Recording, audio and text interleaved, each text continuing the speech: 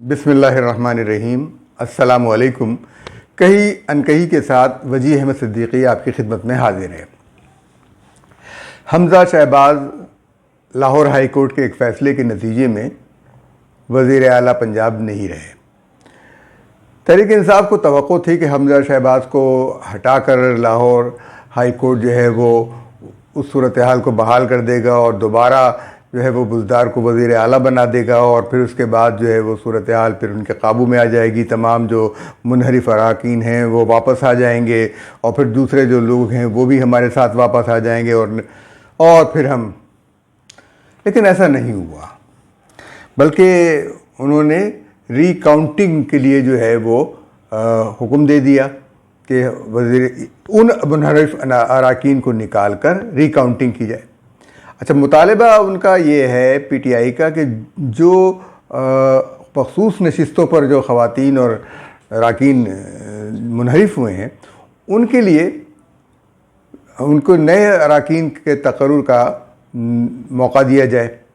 अच्छा, ये अराकीन जो हैं मखसूस नशिस्तों के अराकीन, इनकी शरह जो होती है वो उन नशिस्तों की तादाद के मुताबिक होती है, यानी जितनी नशिस्तें इनको मिलेंगी उस पर ये तकसीम हो जाती है। तो उस बुनियाद पर अब चूँकि पीटीआई के 25 अराकीन कम हो गए हैं, चलिए 20 अराकीन कम हो गए, वो तो जो मुंतखब थे, लेकिन 25 अराकीन कम हो गए तो ये शरह बिगड़ गई। जब तक नए इलेक्शन नहीं हो जाते, उनकी जगह पर लोग मुंतखब होकर नहीं आ जाते, तब तक तो पीटीआई को वो नशिस्तें मिलने से रहीं, क्योंकि ये शरह रेशो ख़राब हो गई। हो सकता है कि वो रेशो उसी तरह बहाल हो जाए, वो लोग उनकी जगह पर पीटीआई के लोग ही मुंतखब होकर आ जाएं, तब तो सूरत हाल कुछ बन सकती है। लेकिन ऐसा मुमकिन नज़र नहीं आता, क्योंकि पीटीआई ने इलेक्टेबल्स को मुंतखब किया था, अपने लिए इलेक्टेबल्स लिए थे। यानी उनका इस बात से ताल्लुक़ नहीं था कि उनका ताल्लुक़ किस जमात से है, किस के निशान पर लड़ रहे हैं और कौन उनका लीडर है, बल्कि वो अपने हलकों में अपने ज़ोरे बाजू से मुंतखब होते आए हैं। और यही वजह है कि उन्होंने अपना रास्ता खुद चुन लिया।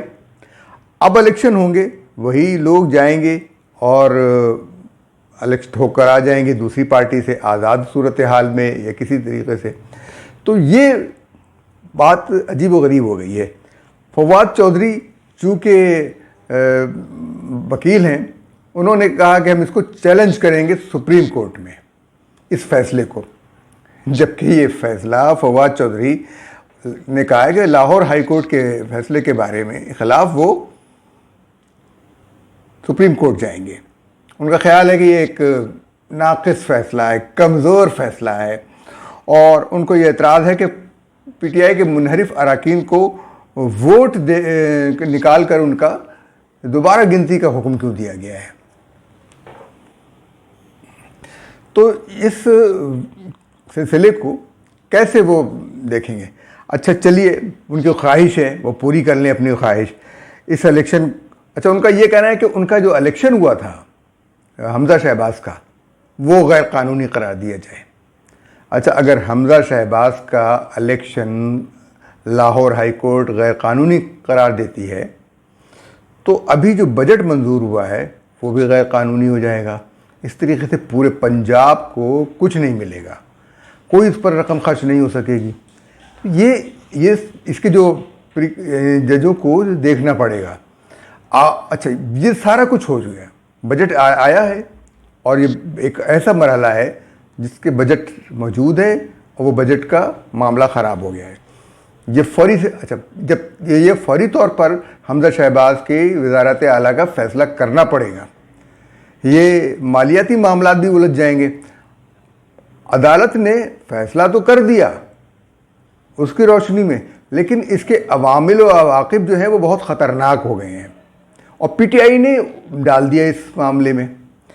फवाद चौधरी अगरचे ख़ुद वकील हैं, लेकिन मेरा ये ख़्याल है कि न वो उन्होंने आइन को पढ़ा है न कानून को, बल्कि उनकी जगह किसी ने और ने इम्तिहान दे दिया था और वो वकील बन गए। और ये शायद ये नहीं जानते कि अदालतें पार्लियामेंट और सूबाई असम्बलियों की कार्रवाई पर फैसले नहीं दे सकती। अगर देंगी भी ना तो ये कहीं आगे जाकर मुस्तकबिल में इसका फैसला किया जाएगा कि ये क्या मामलात हैं। इसलिए इनको गौर करना चाहिए कि आगे मुस्तकबिल में ये अपने लिए भी मुश्किलात पैदा कर रहे हैं और मुल्क के लिए भी। इस वक्त चूंकि अपनी पार्टी के खिलाफ वोट देने की वजह से मुनहरिफ अराकीन को नाअहल करार दिया गया पंजाब असम्बली के, तो लाहौर हाई कोर्ट ने सुप्रीम कोर्ट के पीटीआई के दायर करदा मुकदमे में जो फैसला दिया था कि वो अराकीन जो अपनी पार्टी के फैसले के खिलाफ वोट देंगे मुनहरिफ हैं, अपनी नशिस्तों से महरूम हो जाएंगे, ये उस फैसले की रोशनी में ये फैसला आया है। तो अब उसके हाईकोर्ट ने कहा कि भाई उन अराकीन के वोट निकाल दिए जाए, मनफी कर दिए जाए और बाकी जो वोट बचे उनको गिन लिया जाए। अगर तब भी हमजा शहबाज वज़ीर आला रहते हैं तो ठीक है, फिर वो रह सकते हैं। अब पीटीआई जो है वो पीटीआई के लिए जो है वो ये फैसला जो है सांप के मुंह में छछूंदर बन गया है। पीटीआई किसी न किसी सूरत में पंजाब पर अपना कंट्रोल हासिल करना चाहती है। पंजाब उनके हाथ से निकल गया और खैबर पख्तूनख्वा उनके पास है। तो अब मुल्क के दो बड़े सूबों पर उनकी अगर हुकूमत होती है तो वो बहुत कंट्रोल, वो पूरे पंजाब में भी वो दंदनाते फिरेंगे, क्योंकि उनको महदूद कर दिया है राना सनाउल्लाह ने कहीं जाने से। वो सिर्फ खैबर पख्तूनख्वा में घूमते रहे हैं। अब इस्लामाबाद आने के बाद एक मरतबा भी वो बाहर किसी जलसे में नहीं निकले, वहीं से खिताब करते रहे, बोलते रहे। तो मैंने पहले कहा ना कि उनकी मखसूस नशिस्तों का मामला भी अब ये 5 अराकीन उनकी तादाद नहीं बढ़ेगी, इनकी वजह से वो बैलेंस ख़राब होगा। जो अराकीन नाअहल हुए हैं वो तो इलेक्शन लड़कर आ भी सकते हैं। अच्छा, ये पीटीआई के बहुत जो है हक़ायक़ को न समझना उनके लिए बड़ी अजीब व गरीब सी चीज़ है। बहुत ज़्यादा शोर मचाते हैं। ये जो सोशल मीडिया पर, ट्विटर पर और फेसबुक पर और व्हाट्सएप ग्रुपों में ये जो कुछ करते हैं ना, ये सब मसनूईपन है। सिर्फ वो लोग इनके साथ हैं जिन्होंने कभी मुल्क की सियासत में हिस्सा नहीं लिया, जज्बाती, और हमेशा अमेरिका की ग़ुलामी वाला नारा तो लगा रहे हैं, लेकिन ये वो लोग हैं जिनको अमेरिका की शहरियत अगर अभी खुल जाए और इनको दी जाए तो ये सबसे पहले दौड़ कर जाएंगे। अच्छा, इलेक्टेबल्स के ज़ोर पर इन्होंने इलेक्शन लड़ा, मुल्क के बाहर से वोट हिमायत लेने की कोशिश की कि उनको वोट देने का, मतलब अजीब व गरीब सूरत हाल करते रहेंगे। और इनके जो अराकीन मुंतखब हुए उनमें 90% इलेक्टेबल्स थे और जो बाकी इनके 10% थे उनमें से 2-3% तो धांधली पर जो है वो मुंतखब हुए हैं, जिनमें फवाद चौधरी भी शामिल है। फवाद चौधरी तो हमेशा उस हल्के से हारते रहे, लेकिन ये क्या मौजज़ा हुआ कि शायद वो नून लीग के आपस के झगड़े थे जिसकी वजह से ये जीत गए। अब दूसरी तरफ देखें, हमजा का इलेक्शन कलअदम होने के बाद चौधरी परवेज़ इलाही भी वज़ीर आला नहीं बन सकते, लेकिन वो जो है ना वो स्पीकरशिप के साथ जो है वो पीर तस्मा पा की तरह चिपके हुए हैं। और मगर सोचना ये है कि हुकूमत जो है वो अगर हमजा शहबाज को अलग भी कर दिया जाए तो हुकूमत किसकी होगी? गवर्नर पंजाब बलीगुर रहमान, जिनको सदर आरिफ अलवी ने गवर्नर मुकर्रर किया और chief justice Lahore high court ने उनसे हलफ लिया, तो अब पंजाब पर उनकी हुक्मरानी होगी, नून लीग के गवर्नर बलीगुर रहमान की। अब पीटीआई जो एहतजाज कर रही थी इम्पोर्टेड गवर्नमेंट के ख़िलाफ़ और अमेरिका की ग़ुलामी के ख़िलाफ़ और महंगाई के ख़िलाफ़, तो वो धरना गया कहाँ? पीटीआई का धरना कहाँ गया? वो जो तारीख़ नहीं दे रहे थे, वो 6 तारीख़ थी, अब दूसरा महीना शुरू हो गया, अब कहाँ गया वो? ये जून की 6 तारीख से अब जुलाई शुरू हो गया, जुलाई आ गई, अब जुलाई की भी 6 तारीख आने वाली है। वो कहाँ चला गया वो धरना जिसकी तारीख इमरान खान दे रहे थे? मुल्क में महंगाई बढ़ती जा रही है। इस हुकूमत के ख़िलाफ़ खड़े होने के बेतहाशा मौक़े और मौजू हैं, बेतहाशा मौजू हैं, मौक़े। लेकिन पीटीआई के रहनुमा और कारकुन सड़कों पर नहीं आ रहे। पीटीआई के सरबराह इमरान खान अब घर से बाहर नहीं निकलते, और वो वज़ीर दाखिला ने जो उनको धमकी दी थी तो उसके खौफ में आ गए हैं। और राना सनाउल्लाह का नाम भी बड़े वो खौफ के साथ लेते हैं। आप गौर कीजिएगा, बहुत ही मुल्क में पेट्रोल की कीमत बढ़ती जा रही है, डॉलर के कदर में इजाफा होता जा रहा है। मिफ्ता इस्माइल नाकाम तरीन वज़ीर ख़जाना साबित हुए हैं। सुपर टैक्स अमीर तबके पर लगने के बजाय तनख्वाहदार तबके पर नाफिज कर दिया गया है, और इनडायरेक्ट टैक्सों में इजाफा किया गया है। यानी बिलवास्ता टैक्स, हर चीज़ महंगी महंगी, और टैक्स बढ़ते गए हैं, बढ़ाए जा रहे हैं। यानी पेट्रोल, IMF ने अपने मुल्कों में जो तरक्की याफ्ता मुल्क हैं उनमें डबल डिजिट कोई टैक्स नहीं है, यानी 9% से ज़्यादा कोई टैक्स नहीं है। लेकिन पाकिस्तान में 100% टैक्स तक लगाया गया है, 100%। जिन लोगों को, जो लोग FBR में रजिस्टर नहीं हैं, उन लोगों के ख़िलाफ़ जो है वो 200 नॉन फाइलर, हाँ नॉन फाइलर 200% टैक्स देंगे। ये जुल्म नहीं है? ये फाइलर और नॉन फाइलर का जो सिस्टम है ये खुद एक जुल्म है। आप लोगों से टैक्स ले रहे हैं और कागजी कार्रवाई भी वो करें। ये FBR जो है, ये इसके अफसरान किस मर्ज की दवाएं जगह जगह मुल्क भर में बिखरे हुए हैं, कोई काम नहीं करते, कोई डायरेक्ट टैक्स नहीं लेते, सिर्फ इनडायरेक्ट टैक्सेस दे और रिश्वतखोरी, और इनके सिर्फ फाइलर और नॉन फाइलर पे ही इतने कमाने शुरू कर देते हैं। ये ख़त्म होना चाहिए। हर आदमी का इनकम टैक्स नंबर, उसका शनाख्ती कार्ड नंबर होना चाहिए। NTM नंबर जो है उसका शनाख्ती कार्ड नंबर होना चाहिए। ये पहले कहा गया था लेकिन नहीं किया गया।